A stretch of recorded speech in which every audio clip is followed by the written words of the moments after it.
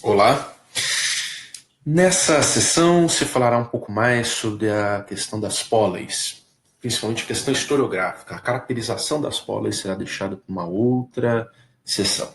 Enfim, é muito notório de que houve um desenvolvimento das assim chamadas póleis a partir deste período arcaico. Inicialmente, é preciso registrar o seguinte: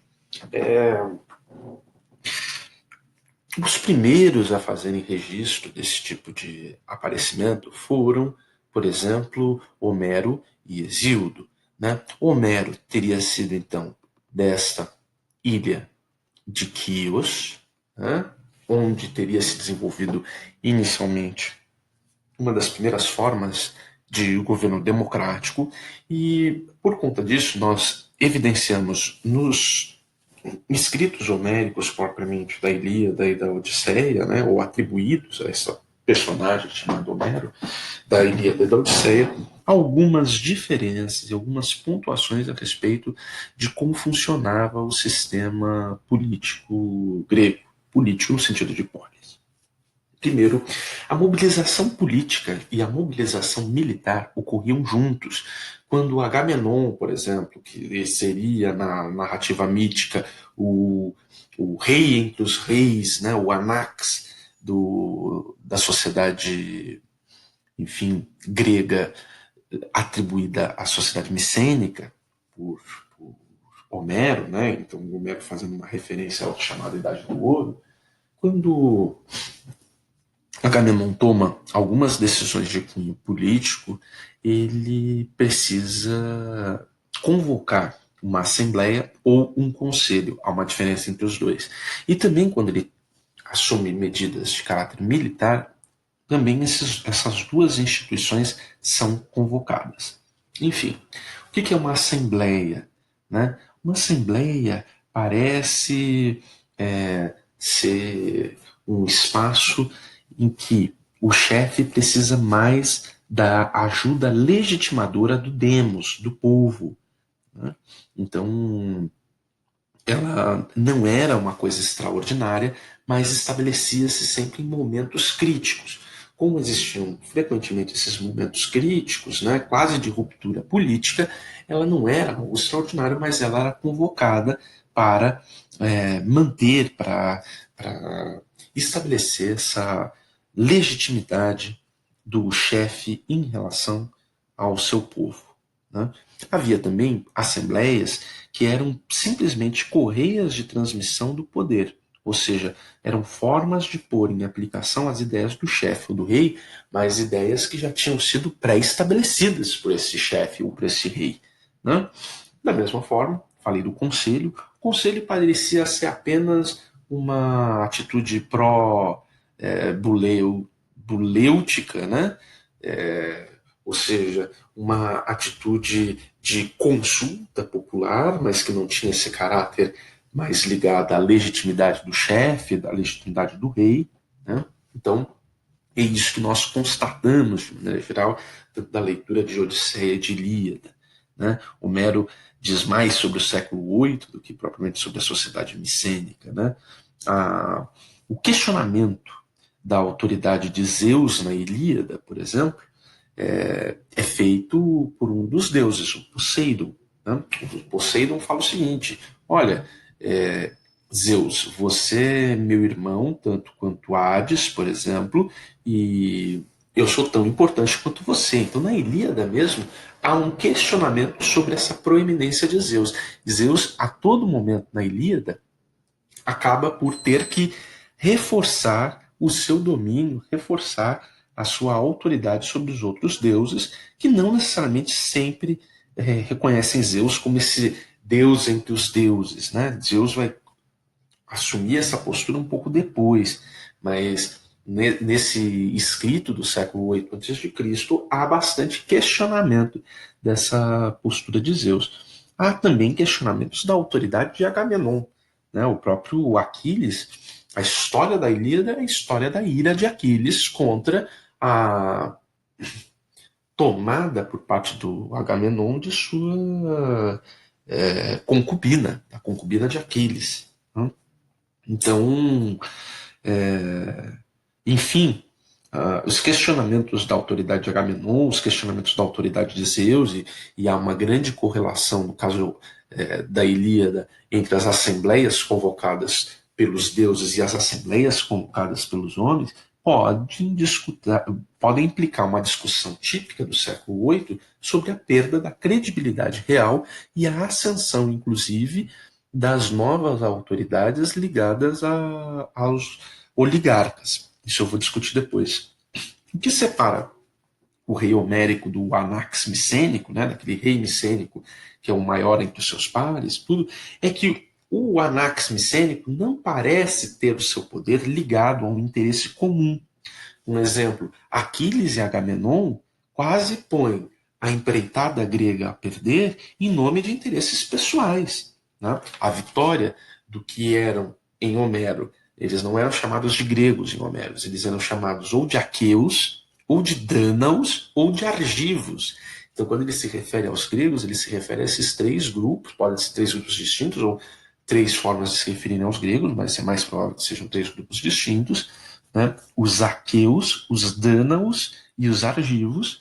Né? Então, eles quase põem tudo a perder por conta de uma questão pessoal. Né? Num conselho, inclusive, existia uma personagem chamada Persiste, que se opõe aos reis. Né? Essa personagem se opõe aos reis e volta e meia critica majoritariamente Ulisses ou Odisseu, né? E a própria figura de Aquiles. Mas vai ser quando Tersiste questiona a figura de Agamenon que Ulisses vai advertir o Tersiste e vai tentar isolá-lo da, enfim, do público em geral. Né? Na ideologia aristocrática, a obediência deveria ser automática. Né? Então, enfim, nessa Assembleia Homérica, que não é uma Assembleia passiva, a gente vê como Demos é importante, porque o próprio Tersiste, por conta das suas colocações, poderia criar uma racha naquela Assembleia. Né? Então, por isso mesmo, Ulisses tenta isolá-lo na Assembleia e depois até dá um pito nele. Né? As decisões têm que ser tomadas, de maneira geral, por unanimidade. Né? Então, essa aqui na questão da Ilíada, da Odisseia, né, eu dei mais exemplos da Ilíada e da Odisseia, mas eu acredito que seja importante, né, existe uma oposição frequente entre o demos e o oikos. O que é o demos? O demos é o povo, é o espaço público. O que é o oikos? O oikos é a casa, é o espaço doméstico. Né? O oikos, que vem da palavra oikonomia, economia, é a administração da casa, né? Essa oposição demos e oikos pode ser transcrita numa oposição entre público e privado. Né? O povo era tido como parte importante da Assembleia. Então, nessa oposição entre público, privado, enfim, esses interesses de caráter privado eles tinham que ser debatidos também, né? Principalmente no caso dos reis, enfim. E o povo, por ser uma parte importante, ele precisava ser ouvido como tal. Havia discursos, inclusive, direcionados a públicos-alvo. Ulisses, quando vai a Troia, ele deixa sua esposa aqui em Ítaca, sua esposa Penélope, e Penélope, depois de um determinado tempo, é instada por parte do seu pai mesmo a contrair um matrimônio com novos pretendentes. Né? Penélope, quando Ulisses sai, tem um filho pequeno, Telêmaco, né? E vem aquela quantidade de pretendentes tentar o amor de Penélope, né? Porque ela insiste aí em relação ao pai dela, né? Que ela esperaria por Ulisses, mas, enfim, o pai dela insiste muito que aquele trono não poderia ficar com um rei vacante, o trono da ilha de Ítaca, né? Isso aqui a gente está falando da Odisseia. Então, Penélope fala o seguinte: tá bom, então eu vou fazer o seguinte, eu vou costurar um manto, eu vou costurar um tecido aqui para o pai de Ulisses, né, para o pai de Odisseu, já que o filho dele foi para a guerra de Troia, não tem voltado, enfim, então ele deve estar muito chateado. Eu vou construir um tecido aí para o pai do Ulisses. Então, o que ela fazia? A Penélope de dia ficava costurando o tecido, né, aos olhos de todos, né? Ela falou assim: depois que eu construir o tecido, eu costurar o tecido, é, eu vou contrair o matrimônio. Então, depois do tecido, ela contrairia matrimônio. Mas ela então costurava o tecido aos olhos de todos durante o dia, e durante a noite ela desfazia os fios que ela tinha costurado, começando tudo de novo na manhã seguinte, por causa do seu amor a Ulisses. Né? Ulisses acaba ficando 20 anos fora, né? Os 10 anos da Guerra de Troia, mais os 10 anos do retorno, que são retratados pela Odisseia. Né? Então, é, nesse primeiro momento, né, Penélope joga essa argúcia, joga essa tentativa de engano, enfim, mas depois ela é desmentida, ela é desmistificada por uma criada que vê o que ela faz e acaba contando para todo mundo. Então a Penélope muda o desafio, fala assim: tá bom, é verdade, eu estava desfazendo o tecido que eu estava montando aí para o pai do Ulisses. Mas, então vamos fazer o seguinte: tem um arco aqui, que era um arco muito difícil de quebrar, ou de dobrar, na verdade, que era o arco de Ulisses. Se alguns dos pretendentes conseguirem dobrar, ele fica comigo. Na verdade, só Ulisses mesmo ia conseguir dobrá-lo. E no final da Odisseia, Ulisses, que estava lá vestido como mendigo, tudo, ele vai ser aí o único a conseguir dobrar o arco, e depois ele revela ser o Ulisses, enfim, e a Penélope volta ao seu marido. Né?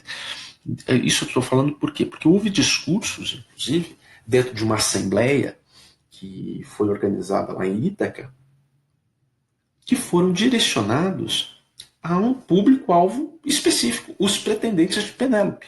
Né? E quando você não consegue propriamente uma unanimidade, recorre-se à votação. A votação, de acordo com o Homero, ela dá espaço para a intervenção divina. Né? Então, é isso. Cabe aqui agora registrar um pouco a caracterização das polis, para depois falar da evolução das cidades, dessas cidades-estado, e aí a discussão historiográfica existente em torno desta evolução. Né? Mas, inicialmente, o que são as polis? As polis são, enfim, instituições de difícil conceituação, mas basicamente são entidades políticas com uma unidade social familiar e uma identidade religiosa muito específica. Cada uma delas se identificava mais com um grupo de deuses, com um grupo de heróis, enfim, do que outras. Né? As polis mais importantes da época foram Tebas, Atenas, Corinto, Argos, Esparta, Olímpia mesmo, Samos, Quios, aqui não mora, Argos, né? Enfim, essas são cidades-estado de bastante destaque do contexto grego. Claro que aqui na Ásia Menor, Mileto, Éfaso, Alicarnasso são cidades-estado também bastante relevantes. Mas essas são de bastante destaque aqui do que é a Península Ática e a Península do Peloponeso. Né? Enfim, como que se formam as cidades-estado? Cidades-estado, na verdade, se formam por um processo que os gregos conheciam como sinequismo. Eram diversas vilas que se fundiam e criavam uma unidade, uma agregação comunitária. Né? As polis também eram muito diversas. Elas tinham diferentes dialetos do grego, como se pontuou, por exemplo, algumas tinham um dialeto mais eólio, que é o caso dessas polis aqui mais ao norte, outros um caráter mais jônio, que é o caso aqui dessas polis, e outros um caráter mais dório, né, que é o caso dessas polis aqui. Né? Então, havia diferentes dialetos, havia, por vezes, uma poderosa classe média, enquanto outras não tinham essa classe média tão expressiva. Algumas eram voltadas à agricultura, outras voltadas à navegação. Né? Podem ter se consolidado monarquias, oligarquias, democracias, enfim, houve diferentes conformações. Como eu falei, Quios, por exemplo, que era de onde teria sido a escola homérica, seria um dos primeiros espaços de democracia. Atenas é conhecida pela democracia também. Esparta é mais conhecida por um governo de tipo oligárquico, enfim. Então, por que é de difícil conceituação a ideia de polis? Porque a cidade-estado é diferente do nosso conceito atual de cidade. Né? Todos os cidadãos livres, não estrangeiros, ou não metecos, que era como eles chamavam os estrangeiros, né? Todos os cidadãos livres, não estrangeiros na Ática, por exemplo, eram considerados atenienses. Então, aqui a gente tem uma definição, né, do que era a polis agregava principalmente os cidadãos e não tanto o espaço geográfico em si, as características de Atenas em si, mas os cidadãos atenienses, aquilo era a polis de Atenas, né? E principalmente esses cidadãos livres. Por que coloquei cidadãos livres não estrangeiros? Porque os estrangeiros também, por vezes, eram cidadãos livres, só que o fato deles serem estrangeiros levava a que eles não fossem considerados atenienses propriamente. Né? Os atenienses, eles são definidos assim porque eles estão na terra em que morreram seus antepassados. Né? Então, não por um acaso, grande parte dos eóicos, em grande parte dos eóicos existiu o que chamava o culto doméstico. Esse culto doméstico é baseado bastante também nos demons que daria depois a palavra demônio. Só que o demônio grego, ele não é necessariamente um demônio com um aspecto pejorativo, um aspecto negativo. Ele é um demônio que pode ser tanto positivo quanto negativo. Né? O demônio, a origem da palavra demônio, ela tem essa dupla origem como tanto um demônio positivo quanto um demônio negativo, por assim dizer. Né? Então, todas as polis elas foram caracterizadas pela tripartição do governo em uma ou mais assembleias, conselhos e magistrados escolhidos entre os cidadãos. Tá? Então, os magistrados, os responsáveis pela execução da justiça, as assembleias e os conselhos, que já discutimos a diferença entre assembleia e conselho. A participação do cidadão se dava, mas ela se dava em diferentes graus. Nem todos os cidadãos tinham o mesmo tipo de participação, mas os cidadãos, de maneira geral, participavam das decisões. Né? Havia uma inexistência da separação dos órgãos de governo e dos órgãos de justiça. Por vezes, os mesmos órgãos responsáveis pela aplicação da justiça eram órgãos de governo. E os órgãos de governo também não tinham tanta separação sobre a questão dos espaços religiosos. Havia também uma proeminência da palavra falada sobre a questão da escrita. Estamos falando de uma sociedade não grafocêntrica. Né? Então, a palavra falada ela tinha muita força. Numa sociedade não grafocêntrica, o valor da verdade ele é muito forte, porque é uma sociedade que a comunidade, de maneira geral, se expressa pela via oral. Então, a mentira é muito mal vista em sociedades desse gênero. A religião, por sua vez, era legitimadora. Cada polis tinha sua divindade protetora e acreditava-se, enfim, nesses heróis. Né? Claro que assim, o Paul Vane tem um livro que é muito importante. Os gregos acreditavam em seus mitos? Em parte sim, em parte não. Havia uma população, principalmente uma população menos instruída, que sim acreditava em todas aquelas criações míticas. Mas, para principalmente os chefes políticos das polis, essas divindades, ou melhor, essas criações míticas serviam muito mais para dar uma coesão, e essa coesão vai ser fundamental para a polis, porque, como eu comentei, as polis estão, no período arcaico, em constante competição entre si. Então, se elas estão em constante competição entre si, você precisa de uma espécie de uma unidade interna. Né? Se você não tiver essa unidade interna, corre-se um risco muito grande a respeito de uma dissolução, uma eventual dissolução da polis. Né? Os gregos, realmente, eles, enfim, Nem todos acreditavam naquelas entidades míticas, mas elas tinham um papel muito importante em criar essa origem comum e dar esse sentido comum para essa comunidade aí das diferentes cidades-estado. Né? Então, acreditava-se também que não eram os homens que governavam, mas a lei. Né? Havia uma isonomia, uma igualdade em relação à lei. Então, o governo ele era o governo das leis, não o governo dos homens. Né? Claro que havia um domínio aristocrático, né?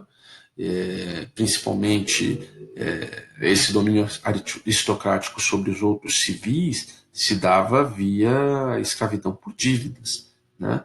A escravidão por dívidas, o endividamento era em grande medida uma medida considerada até demagógica, de forma que uma parte dessa aristocracia conseguisse apoio para si mesma por meio desse endividamento desses cidadãos, né, dos cidadãos mais empobrecidos. Então havia esse domínio aristocrático sobre os civis por meio dessa instituição, que depois vai redundar na escravidão por dívidas, mas em Atenas houve inclusive reformas de Solon, por exemplo, que puseram fim à escravidão por dívidas, né?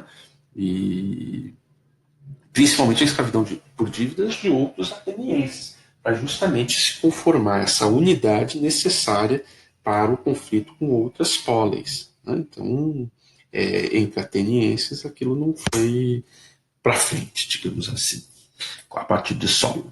O centro da organização social era a família aristocrática.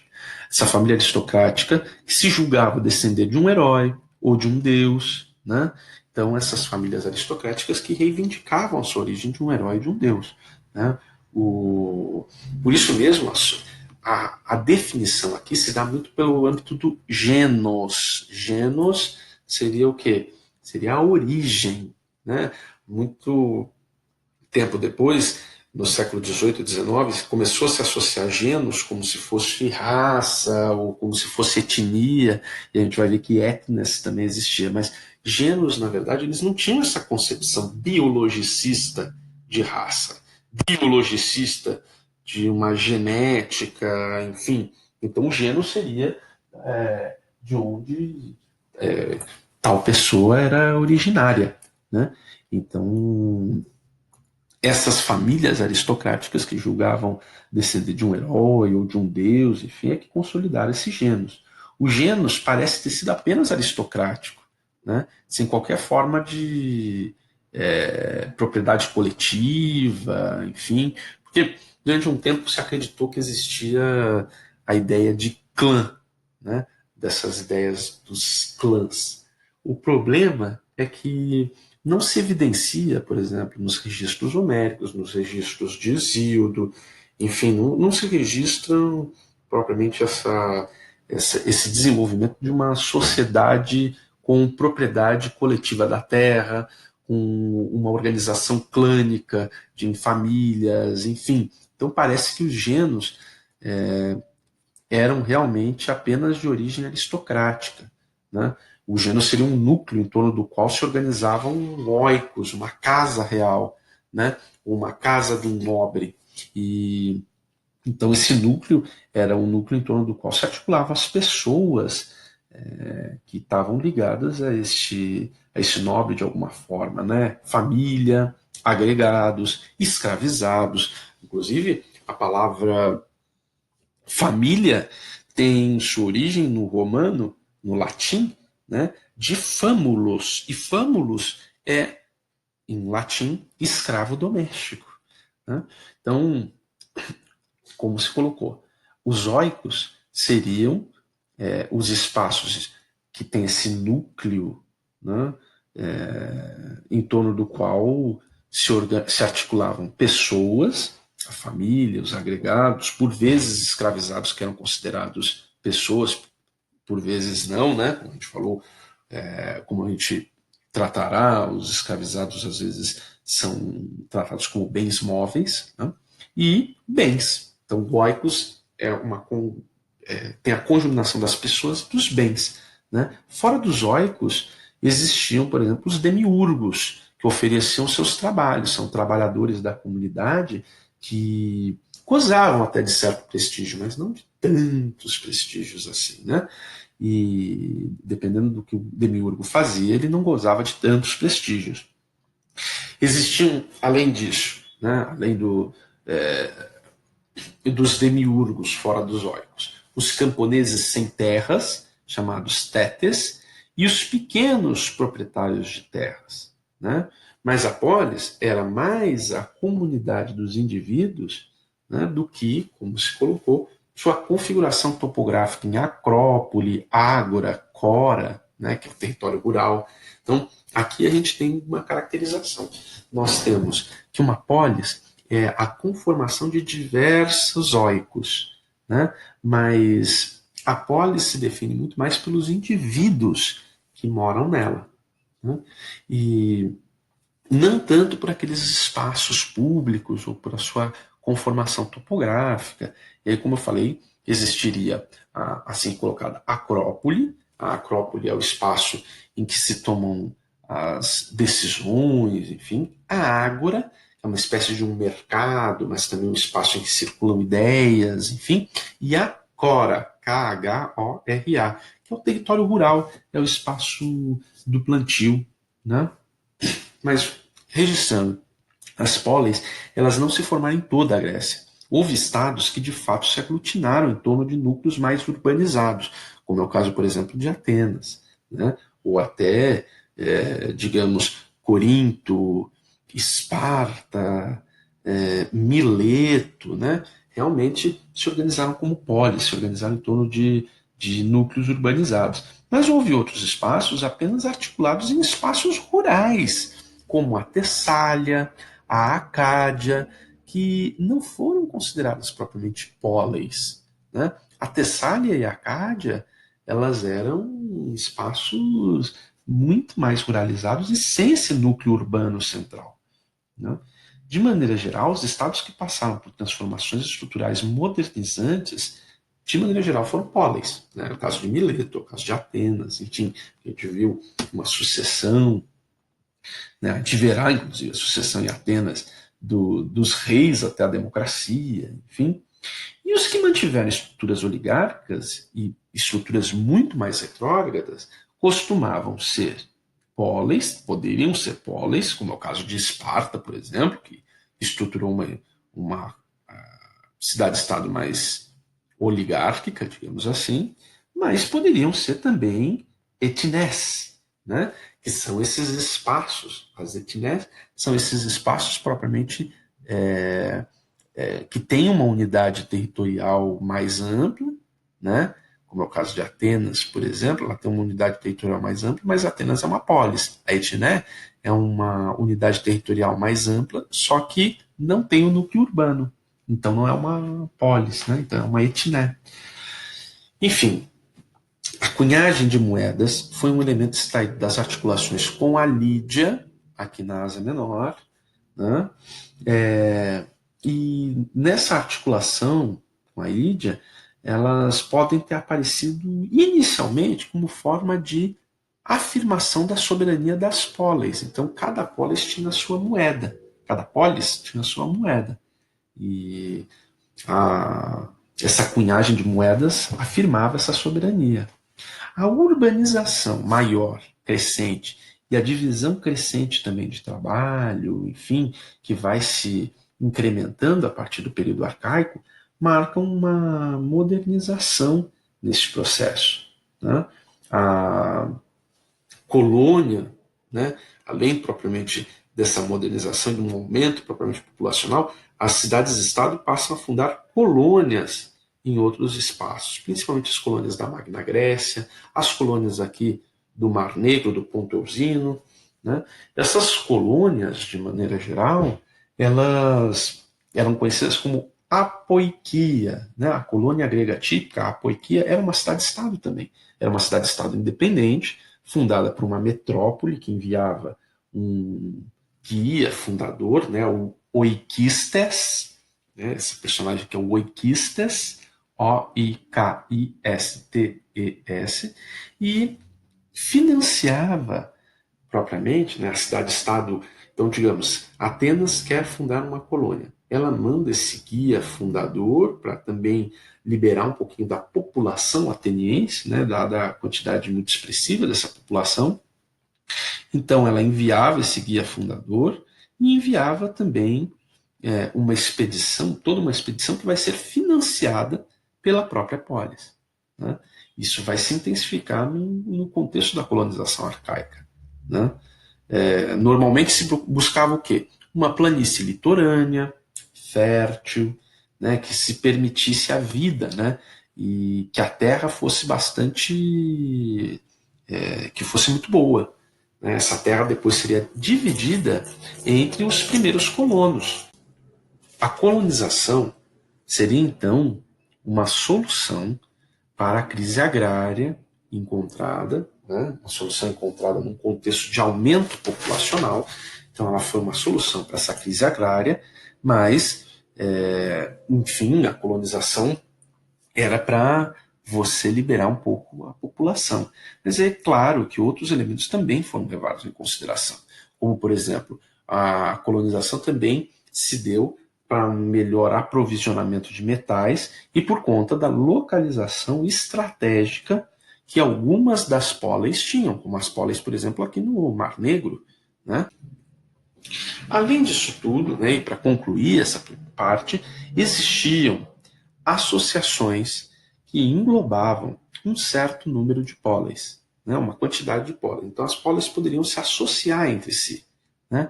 As mais antigas associações foram as assim chamadas anfictionais. Né? Anfictionais. Elas eram organizadas em torno de um santuário pan-helênico e elas serviam para justamente fazer um culto comum. Então, como se colocou, a religião não é algo que é unificada em todos os espaços, mas às vezes haviam polis que faziam culto comum e a um santuário pan-helênico. Também houve a assim chamada simaquia. Era um acordo, uma associação militar. Né? A princípio, esse acordo servia apenas para defesa, né? E ele englobava diferentes polis, enfim. Né? E essas polis, claro, elas permaneciam independentes e, por vezes, se articulavam em torno de um conselho, né? O conselho das diferentes polis, que vão definir algumas questões ali na simaquia.